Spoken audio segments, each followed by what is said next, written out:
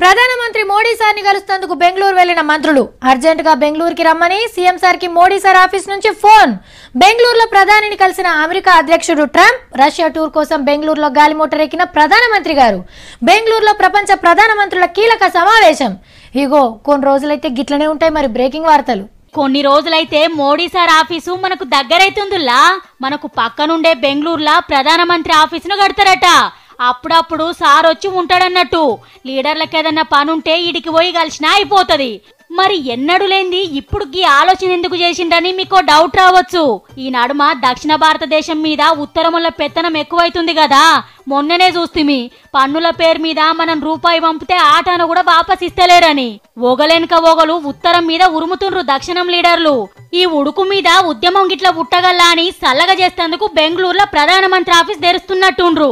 అట్లనే కర్ణాటకల అసెంబ్లీ ఎలక్షన్లు జరిగేది ఉన్నది. ఆఫీస్ తెరిస్తే ఓట్లు ఎక్కువ పడతాయని ఆశ కావచ్చు.